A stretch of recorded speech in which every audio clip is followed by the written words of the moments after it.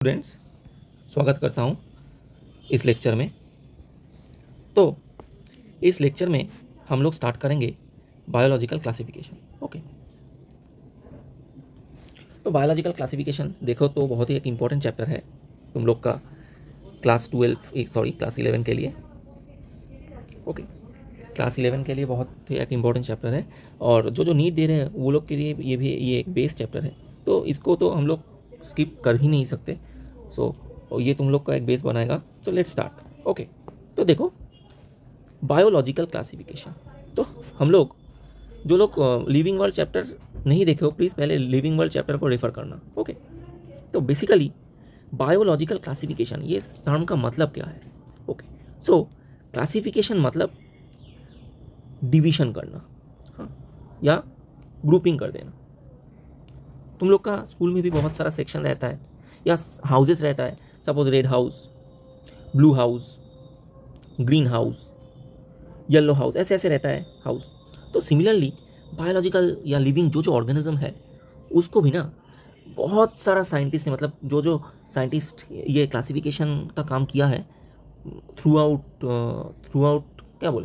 सम decades, हाँ, 200 300 400 साल से ये लोग काम कर रहे हैं, उससे भी पहले से वो लोग काम कर रहे हैं। तो ये लोग भी ट्राई किए हैं कि इसको क्लासीफाई करने का, मतलब ऑर्गेनिज्म को, लिविंग ऑर्गेनिज्म को क्लासीफाई करने के लिए। ओके, तो लिविंग ऑर्गेनिज्म को क्लासीफाई करने का पहला ऑब्वियसली स्टार्टिंग तो कुछ पॉइंट होगा ही, हाँ। तो पहले क्या होता था, पहले तो मतलब इतना इजीली मतलब इतना हाई एंड गैजेट्स नहीं था, इतना टेक्नोलॉजी एडवांस नहीं था, तो माइक्रोस्कोप नहीं आया था। There was no microscope. Okay, तो माइक्रोस्कोप नहीं था, इसीलिए जो साइंटिस्ट थे वो सिर्फ प्लांट और एनिमल ऐसे डिस्टिंग्विश कर पाते थे।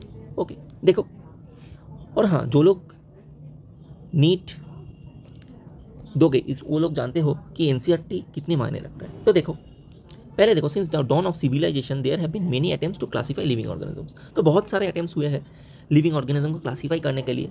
कोई प्लांट होगा, कोई एनिमल होगा, ऐसे होगा, हाँ। या उसके बाद जब साइंस एडवांस्ड हुआ, टेक्नोलॉजी एडवांस्ड हुआ, उसके बाद और भी क्लासेस में और भी डिविजन्स में ये लोग को बांट दिया गया। देखो, पहले कुछ क्राइटेरिया नहीं था, हाँ। तो Aristotle was the earliest to attempt a more scientific basis for classification. He used simple morphological character to classify plants into trees, shrubs and herbs. तो plants को वो लोग tree, shrub और herbs में, plants को उन्होंने मतलब एरिस्टोटल ने tree मतलब जो लंबा होता है, बहुत मोटा होता है, tree बोलते हैं। shrubs भी लंबा होता है पर उतना मोटा नहीं होता, गिर्थ में बहुत कम होता है, और herb मतलब बहुत ही छोटा छोटा जो plants रहता है। ऐसे उन्होंने डिवाइड किया। एनिमल्स को भी डिवाइड किया, कुछ में रेड ब्लड होता है और कुछ में नहीं होता, ऐसे डिवाइड किया। उसके बाद एक इम्पॉर्टेंट साइंटिस्ट आए, इनका नाम तुम लोग बहुत बार सुनोगे, लिनियस। तो लिनियस ने एक क्लासिफिकेशन सिस्टम दिया और उसको बोला कि 2 किंगडम क्लासिफिकेशन। 2 किंगडम क्यों? क्योंकि वहाँ पे 2 किंगडम ही था। क्या क्या था?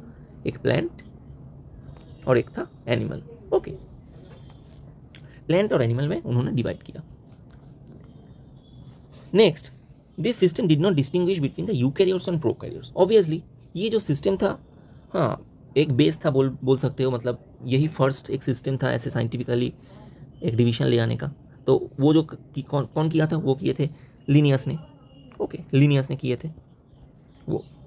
पर इस सिस्टम में प्रोकैरियोट्स और यूकैरियोट्स को डिस्टिंग्विश नहीं करवा रहा था। प्रोकैरियोट्स और यूकैरियोट्स को डिस्टिंग्विश करने के लिए हम लोग को माइक्रोस्कोप लगेगा, एडवांस माइक्रोस्कोप, वो तभी भी अवेलेबल नहीं था। कौन यूनिसेल्युलर है? प्रोकैरियोट्स और यूकैरियोट्स का डिस्टिंग्विशन नहीं हुआ।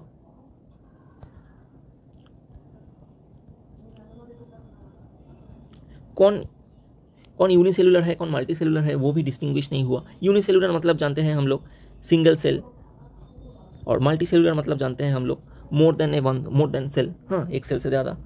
तो उसमें डिफरेंशिएट नहीं हुआ था।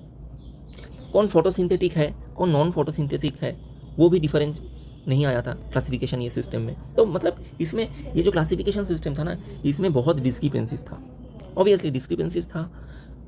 तो जब साइंस एडवांस होगा इससे तो काम नहीं चलने वाला था। तो classification of organisms into plants and animals was easily done and was easy to understand. तो ये बहुत ईजी सिस्टम था, but a large number of organism did not fall into either category. पर कुछ ऑर्गेनिजम्स था, प्लांट्स में भी नहीं है, एनिमल्स में भी नहीं है। हाँ, देखो तुम लोग सोचो, एक मशरूम, हम लोग जो मशरूम खाते हैं, ये एकदम वाइटिश है। हाँ, इसको मतलब प्लांट में भी नहीं रख सकते, एनिमल्स में भी नहीं रख सकते, इसमें फोटोसिंथेटिक पिगमेंट मतलब क्लोरोफिल नहीं रहता।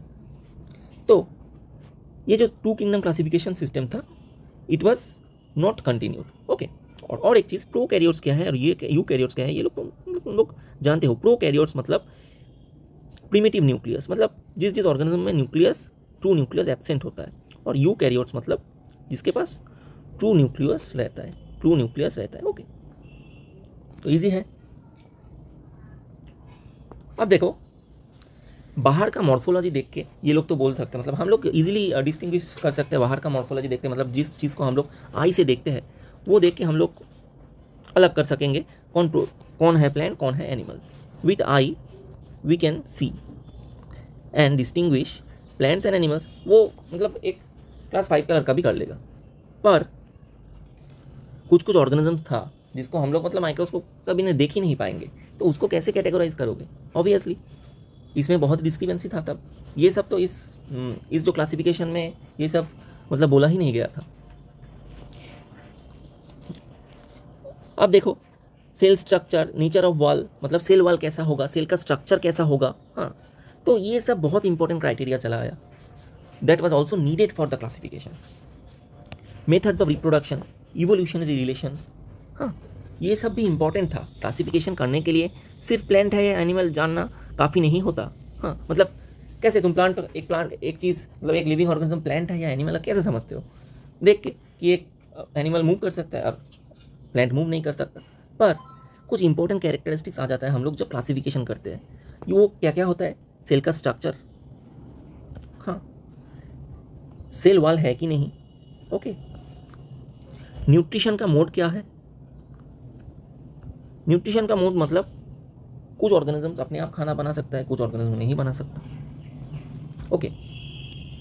दो plant and animal kingdoms have been a constant under all different systems, the understanding of what groups and organisms be included under these kingdoms have been changing. The number and nature of other kingdoms have also been understood differently by different scientists. तो science का advancement जब होता गया, plant और animal तो ठीक है, वो एकदम मतलब 2 अलग किंगडम बना। पर जब साइंस का एडवांसमेंट या टेक्नोलॉजी का एडवांसमेंट हुआ ना, कुछ और भी ग्रुप सामने आए। जैसे तुम लोग का मशरूम का ग्रुप है, हाँ, क्या है? फंजाई। उसके बाद वाइड लाइकेन का ग्रुप है।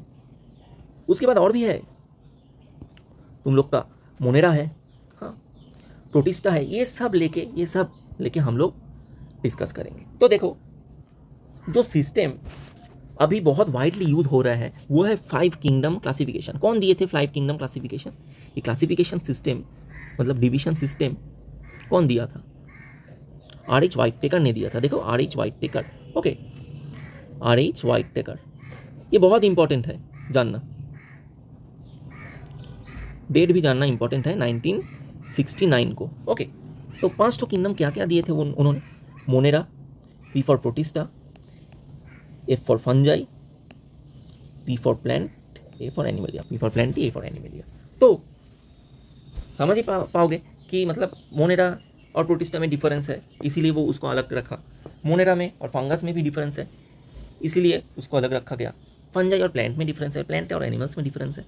हाँ, तो डिफरेंस क्या क्या है देखो।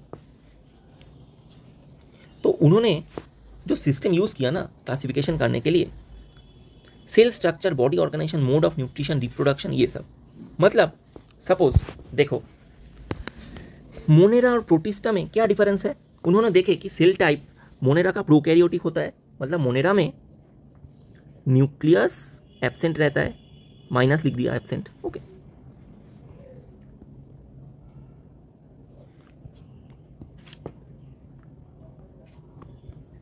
और प्रोटिस्टा में न्यूक्लियस प्रेजेंट रहता है, प्लस लिख दिया, तो वो यूकैरियोटिक में पड़ जाएगा।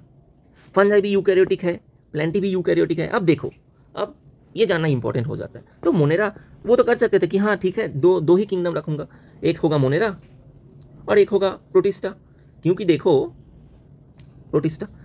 प्रोटिस्टा, फंजाई, प्लांटी, एनिमलिया, इस सभी में तो सेल टाइप यूकैरियोटिक है, मतलब ये लोग का न्यूक्लियस रहता है। पर अब देखो, उन्होंने फिर देखा कि सेल वॉल का स्ट्रक्चर कैसा है। मोनेरा में सेल वॉल नॉन सेल्यूलोजिक होता है, ओके, सेल्यूलोज से बना नहीं होता। पर अब देखो, प्रोटिस्टा में किसी किसी में सेल वॉल रहता है, किसी किसी में नहीं रहता। फंजाई में सेल वॉल रहता है, किससे तैयार होता है? चाइटिन से, कीटिन बोलते हैं हम लोग। ओके, प्लेंटी में भी सेल वॉल रहता है और एनिमलिया में सेल वॉल एकदम एब्सेंट रहता है। तो देखो डिफरेंस आ गया। ऑब्वियसली जिसमें सेल वॉल एब्सेंट होगा वो एनिमलिया में चला जाएगा, जिस प्रोटिस्टा में किसी किसी में आता है, किसी किसी में नहीं आता। तो ऐसे ही उन लोग मतलब RH व्हाइटकर ने क्लासिफिकेशन सिस्टम डेवलप किया। ओके, अब देखो mode of nutrition. Monera protista autotrophic होता है, हाँ कभी कभी हेटेरोट्रोपिक होता है। मतलब ऑटोट्रोपिक मतलब ऑटोट्रोप्स मतलब can prepare their own food, और हेटेरोट्रोपिक मतलब dependent on someone else. Okay, similarly fungi देखो सैप्रोफाइटिक या पैरासाइटिक होता है। सैप्रोफाइट्स मतलब जो डेड ऑर्गेनिजम्स से अपना खाना लेता है, ओके, न्यूट्रिशन ड्रॉ करता है। और पैरासाइटिक मतलब ऑर्गेनिज्म लिविंग है पर उसके अंदर वो रहता है, उससे सब न्यूट्रिशन ड्रॉ कर लेते हैं। प्लांट होता है फोटोसिंथेटिक ऑटोट्रोपिक, अपना खाना अपना बनाता है। और एनिमलिया हेटेरोट्रोपिक होता है। ओके,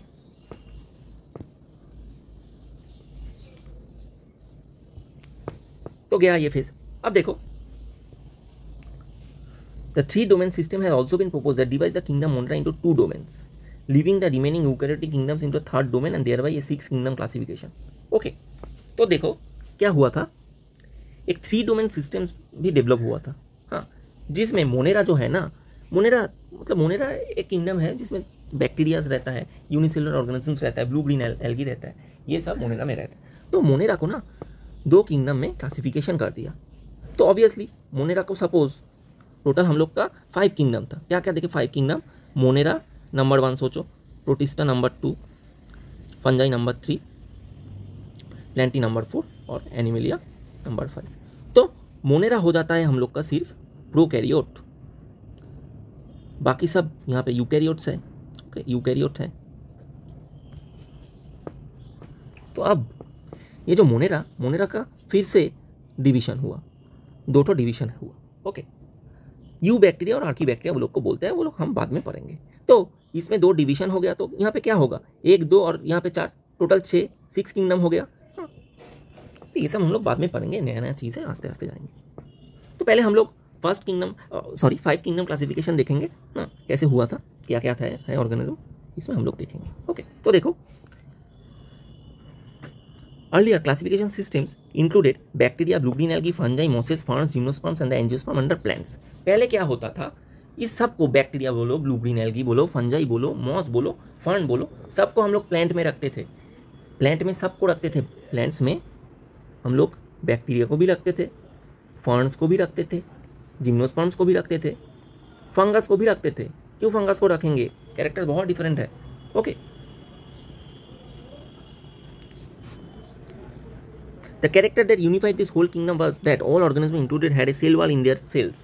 तो क्यों रख रहे थे हम लोग, क्योंकि ये लोग का सेल वॉल था। बैक्टीरिया का भी सेल वॉल होता है, फंजाई का भी सेल वॉल होता है, इसीलिए हम लोग सबको प्लांट में रखते हैं। पर दैट वाज नॉट राइट, एकदम गलत था। This place together groups which widely deferred in other characteristics. देखो बहुत कैरेक्टरिस्टिक डिफरेंट है। बैक्टीरिया हम लोग जानते हैं क्या, प्रोकैरियोटिक होता है, हाँ। फंजाई में सेल वॉल रहता है पर वो काइटिनियस सेल वॉल है। फंजाई कैसे, मोड ऑफ रिप्रोडक्शन कैसा है फंजाई का, अपना खाना अपने आप बना नहीं सकता। Okay, sorry.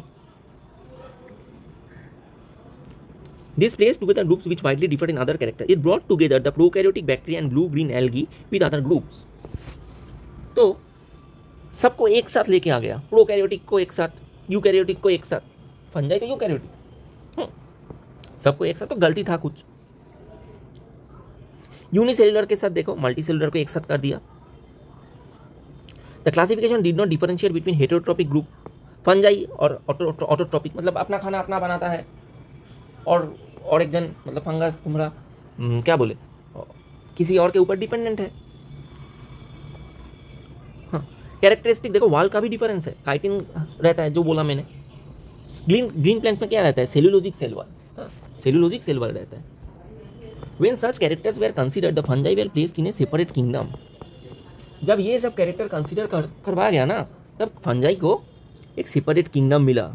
वो क्या है? Kingdom fungi, very much important.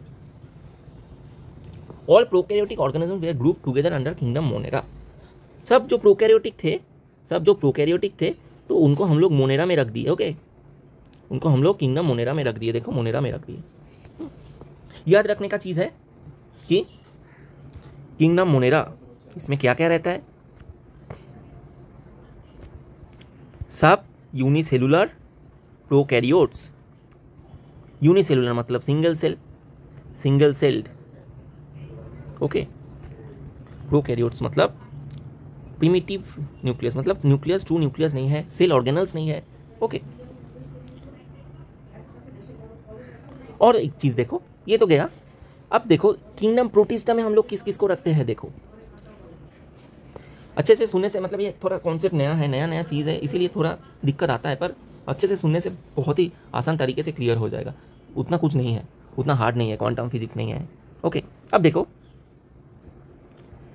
Kingdom protista में हम लोग किसको रखते हैं? यूकैरियोटिक ऑर्गेनिजम्स को, यूनिसेलुलर यूकैरियोटिक ऑर्गेनिज्म। तो डिफरेंस देखे क्या है? दो किंगडम अलग किए, क्यों किए? इसमें किंगडम मोनेरा में प्रोकैरियोट्स मिल रहा था, वो भी यूनिसेलुलर है, सिंगल सेल है, पर इसमें यूकैरियोट्स मिल रहा था। ओके, इसमें ट्रू न्यूक्लियस रहेगा, true nucleus. This is the thing. Kingdom protista was brought together. It has put together organism which in earlier classification placed in different kingdoms. तो पहले अलग किंगडम्स में थे, ये प्लांट्स में थे, पर उसके बाद प्रोटिस्टा में लेके आ गया, मोनेरा में लेके आ गया। तो क्यों हुआ ये? क्लासिफिकेशन का जो क्राइटेरिया था, हाँ, वो चेंज हो गया। इसीलिए this kind of changes will take place in future to.